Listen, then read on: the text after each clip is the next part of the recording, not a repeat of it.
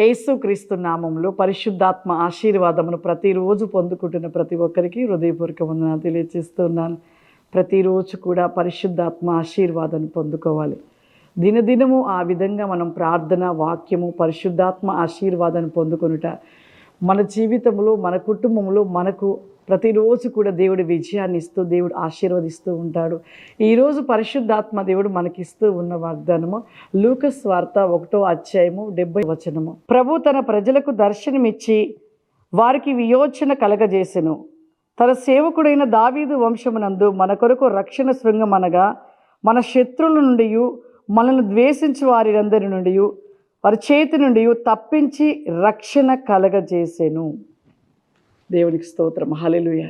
ఈరోజు పరిశుద్ధాత్మ దేవుడు మనకిస్తున్న వాగ్దానం, మన శత్రువు ఎవరు? అపవాది.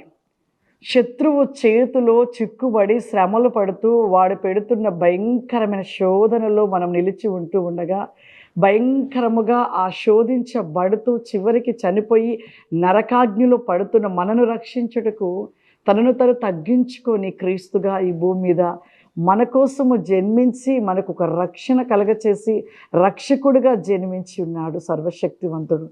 నిజంగా మన కోసము, మన యొక్క శత్రువు ఎవరంటే సాతానుడు. వాడు ప్రతి ఒక్క మనిషిని భయంకరంగా హింసిస్తున్నాడు, భయంకరమైన పాపములు పడవేస్తున్నాడు. అలా పాపములు పడవేసి దేవుని నుండి మనను దూరము చేస్తూ, శత్రువైన సాతానుడు ఎక్కడ నరకాగ్నిలో కాలుతూ నరకంలో ఉన్నాడో, ఆ పాతాళంలో ఉన్నాడో, ఆ స్థలంలో మనము కూడా ఆ విధంగా మనము కూడా నిత్యం ఆ పాతాళమనే నరకంలో ఉండునట్లుగా అపవాది ప్రతి మానవుణ్ణి కూడా పాపంలో పడవేస్తూ, హింసిస్తూ, బాధ పెడుతూ, వారిని చివరికి చనిపోయాక నరకాగ్నిలో పడవేసినట్లుగా చేస్తూ ఉన్నాడు అపవాది. అపవాది చేతి నుండి మనను రక్షించుట కోసము ఆ సర్వశక్తివంతుడు, ఆ సింహాసనంపై ధవలవర్ణుడు, అతికాంక్షణీయుడు, అతి ప్రియుడైన దేవాది దేవుడు తనను తను తగ్గించుకొని సింహాసనం నుండి ఈ భూమి మీద ఒక పశువుల పాకలో జన్మించాడు. ఎంత తగ్గింపో చూడండి, ఎంత ప్రయాసం. నిజంగా ఒక తండ్రికి ఒక బిడ్డ పాడైపోతుంటే, ఒక బిడ్డ శ్రమ పడుతుంటే తన బిడ్డను రక్షించుకోవటం కోసము తన తండ్రి ఏ దానికైనా త్యాగం చేయగలుగుతాడు, కన్న తండ్రి. అదేవిధంగా ఆయన నుండి వచ్చిన మనను రక్షించుట కోసము, మనను కాపాడుకోవటం కోసము, మరలా తిరిగి ఆయన చెంతకు చేర్చుకోవటం కోసము ఆ సింహాసనం దిగి వచ్చి మన కోసము ఈ భూమి మీద, మరి మన కోసము ఆయన జన్మించి మనను రక్షించి మనను కాపాడి ఆ భయంకరమైన శత్రువు నుండి ఆయన రక్తాన్ని, దేవుని యొక్క తండ్రి యొక్క రక్తాన్ని చిందించి మనను రక్షించి కాపాడిన ఆ దేవుని ఎడల మనం ఎలా ఉంటున్నాం ఒకసారి మనం జ్ఞాపకం చేసుకోవాలి.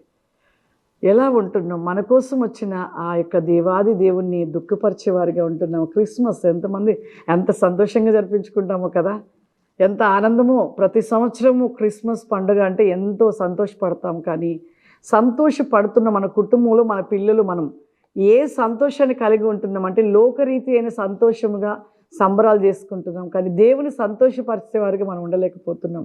దేవుడు ఆ రోజు మీరు సంతోషపడాలి అంటే, ప్రతిరోజు దేవుడు సంతోషపడాలంటే ప్రతిరోజు నీ ఇంట్లో క్రిస్మస్ జరుగుతూనే ఉండాలి. క్రిస్మస్ జరగాలి అంటే నువ్వు మార్చబడాలి, నువ్వు పరిపూర్ణంగా మార్చబడాలి. నీలోన్న పాపమును విడిచిపెట్టాలి, ప్రతిదీ విడిచిపెట్టాలి. ప్రభువలే నువ్వు ఆయనకు లోబడి, ఆయన మాట వింటూ, ఆయన వలే నువ్వు నడుచుకుని, ఆయన వలే నువ్వు ఉన్నట్లయితే ప్రతిరోజు నీ ఇంట్లో క్రిస్మస్, ప్రతిరోజు కూడా దేవుడు సంతోషపడతాడు. సంవత్సరానికి ఒక రోజు క్రిస్మస్ ఆనందంగా చేసుకొని సంతోషపడుతూ ఎంతోమంది అనుకుంటారు ఈరోజు క్రిస్మస్ పండుగ మేము ఘనంగా జరిపించుకున్నామని. ఆ ఘనత, ఆ సంతోషము నీవు లోక సంబంధమైన రీతిలో చేసుకుంటున్నావు. కానీ నీవు దేవునికి ఇష్టకరంగా సంతోషపడే రీతిగా నువ్వు చేసుకోవాలంటే, రోజు నీ ఇంట్లో క్రిస్మస్ పండుగగా క్రిస్మస్ జరగాలి అంటే నీ కుటుంబం అంతా కూడా రక్షణలో ఉండాలి, నీ కుటుంబం అంతా కూడా ఆయన ఒడిలో ఉండాలి, నీ కుటుంబం అంతా కూడా పరిపూర్ణంగా మార్చబడాలి.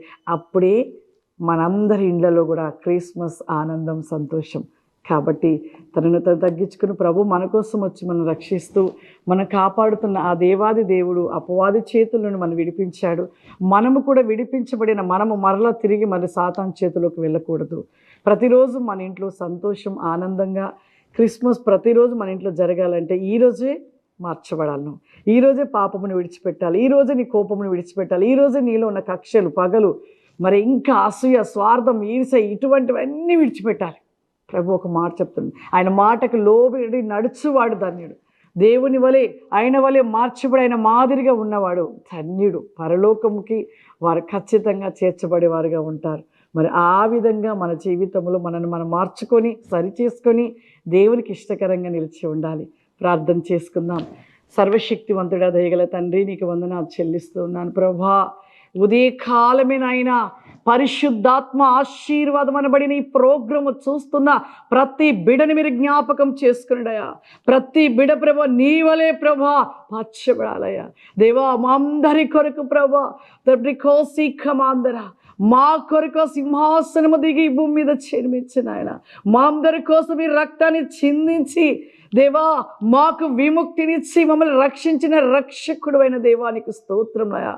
ప్రతి వికోసి ఖమాందర ఈ యొక్క దినము ప్రభా ఈ క్లోరి ఖమాందర బ్రాస్తి ఖబా శూరిల రస్తి ఖమాందర ఈ యొక్క ప్రోగ్రాం చూస్తున్న ప్రతి బిడ్డలో ప్రభా ప్రతి కుటుంబంలో నాయన ప్రతి రోజు ఒక క్రిస్మస్ నాయన ప్రతి కుటుంబంలో నా ప్రభా నిన్ను సంతోషపరచువలే ప్రతి వేకముగా నాయన వారి యొక్క జీవితాలను మార్చుకొని పరిశుద్ధాత్ముడా నిన్ను ధరించుకొని నీ వెలుగులో ప్రతి దినము వెలిగించబడే కృప ఆశీర్వాదములు ప్రతి బిడకు దయచేయమని అడుగుతున్నానయ్యా. ప్రతి బిడను దీవించండి, ఆశీర్వదించమని యేసుక్రీస్తు నామములో నడిచినాను తండ్రి. ఆమేన్. God bless you. దేవుడు మిమ్మల్ని దీవించును గాక. ఆమేన్.